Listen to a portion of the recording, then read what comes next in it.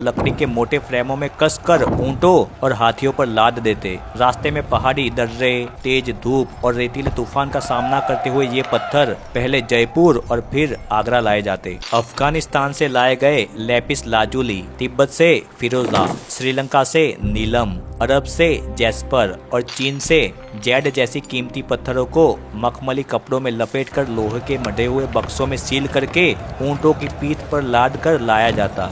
इन कारवां के लिए अलग सैनिक तैनात किए गए थे। कौन से रास्ते से ये सब कुछ आएगा, ये सब कुछ पहले से तय किया गया था। धीरे धीरे ये सब कुछ आगरा पहुंचता गया। आजू बाजू की पब्लिक ये सब कुछ देख के हैरत में पड़ गई थी कि इतने सारे मजदूर एक साथ काम कर रहे हैं और दूर दूर से पत्थर मंगवाए जा रहे हैं। जब ये पत्थर आगरा पहुंचते तो उन्हें यमुना नदी के किनारे बनाए हुए गोदामों में उतारा जाता और फिर बड़े बड़े लकड़ी के रैंपों के जरिए ताजमहल जहां बनने वाला था वहां पर पहुंचाया जाता। ताजमहल की हाइट ने एक इम्पॉसिबल सा सवाल खड़ा कर दिया था। इतने भारी संगमरमर के ब्लॉकों और गुंबदों के बड़े स्लैब को ऊपर तक कैसे पहुंचाया जाए।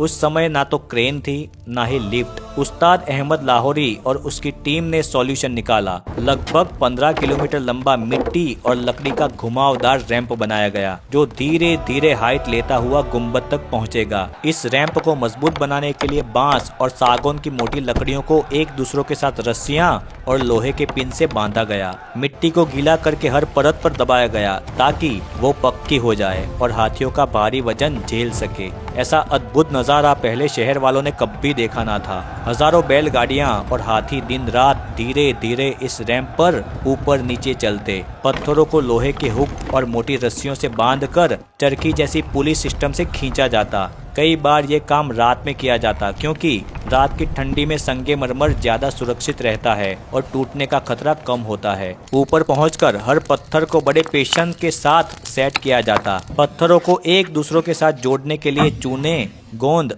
शंख की राख, बैल के गुदे और गुड़ से बनी खास मिश्रण का इस्तेमाल किया जाता जो सूखने के बाद पत्थर से भी ज्यादा मजबूत हो जाता था। जिन जगहों पर डेलिकेट कर्विंग होनी थी वहां पहले से ही लकड़ी के टेम्पलेट बनाए जाते। फिर राजस्थानी और फारसी कारीगर महीनों तक उस टेम्पलेट के मुताबिक नक्काशी करते। एक तरफ कुरान की आयतों को काले पत्थरों में उकेरने का काम ईरान से आए मशहूर कैलीग्राफर अमानत खान ने संभाला था। ऊंचाई पर हर अक्षर को इतना सटीक मढ़ा गया कि नीचे से देखने पर सब बराबर लगे। इसके लिए लकड़ी के हवाई मचान बनाए गए जिस पर कारीगर रस्सियों से लटक कर महीनों तक बारीक नक्काशी करते। मीनारों और गुंबदों की ढलान पर काम करने के लिए बांस की मोटी मोटी मचाने परत दर परत ऊपर तक उठाई जाती। मजदूर सुबह सूर्योदय से पहले मचान पर चढ़ जाते और अक्सर रात तक नीचे ना उतरते।